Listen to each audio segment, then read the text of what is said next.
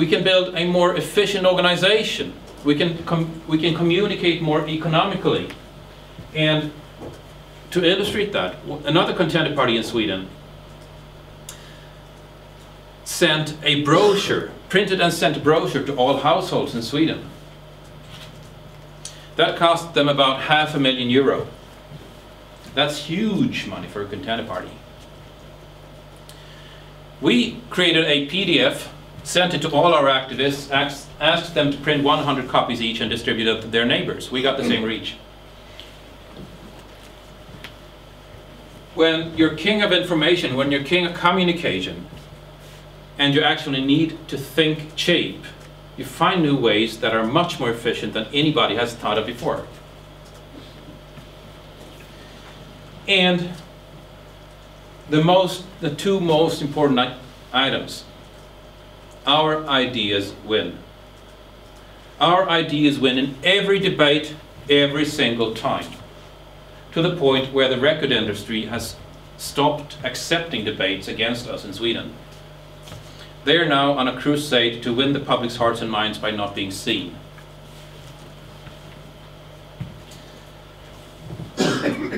We know that our ideas stand firm against the record industry. The last time I was on live television against one of their lawyers, I just wiped the floor with them.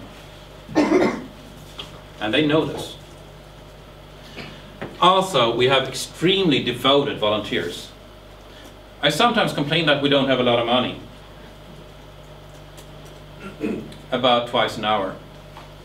But if I were to pick between our devoted volunteers and the wheelbarrows of cash that the lobby has, I'd pick the volunteers 8 days in the week.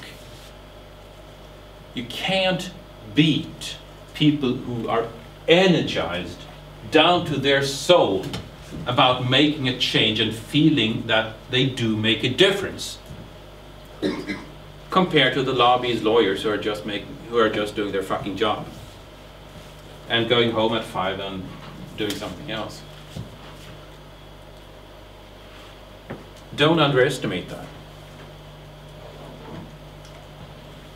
So, going to the 4 levels.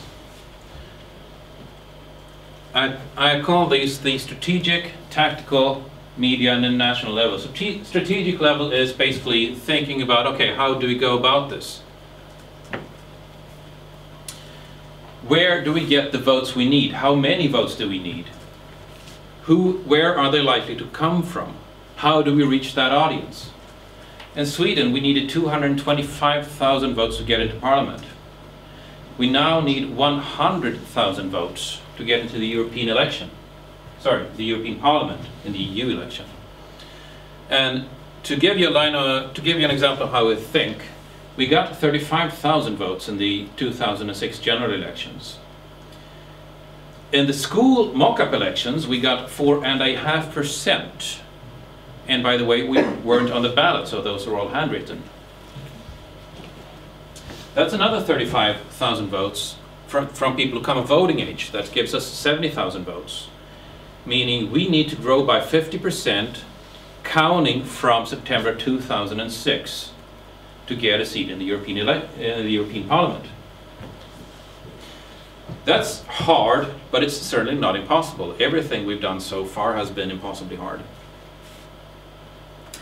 That's the kind of numbers game we're dealing with on a day-to-day basis.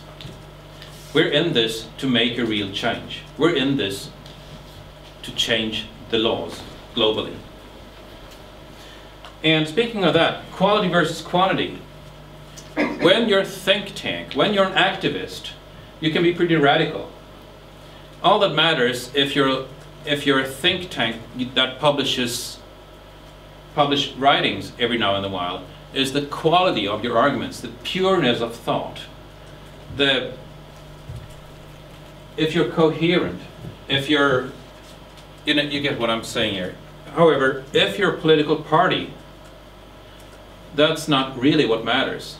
Your success is mattered not in quality, but in quantity. The only thing that matters at the end of the day is your vote count. That means it's much more important to get the man on the street to understand what you're saying than to have an academically perfect message. Keeping the movement together.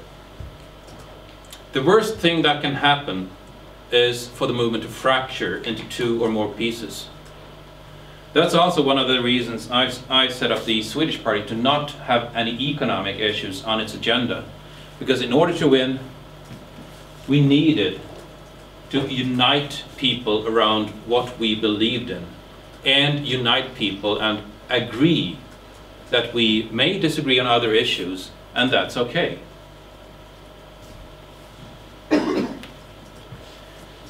Understanding what is the roadmap to changing the world. When I talk to media, they sometimes take a step backwards when I say that, yeah, we're going to change the world, we're going to change Sweden, Europe and the world in that order. And they like take a step back when they realize that I'm absolutely serious. So our step is our means is to first take a small wedge into Swedish Parliament, cause Swedish Parliament to flip, and then use that as a cascade to affect the rest of the world. And however, seeing other pirate parties in Europe crop up, I'm not sure we're going to be the first. That's not necessarily a problem though.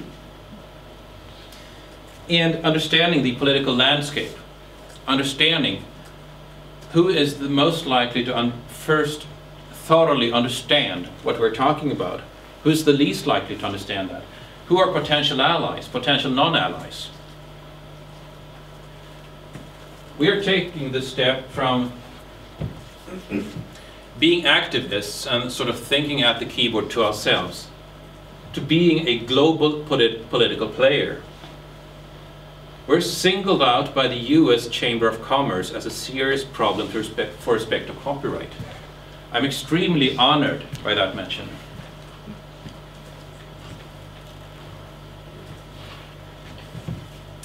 Lozenge then. What are the dangers on this level? Well, you can fork.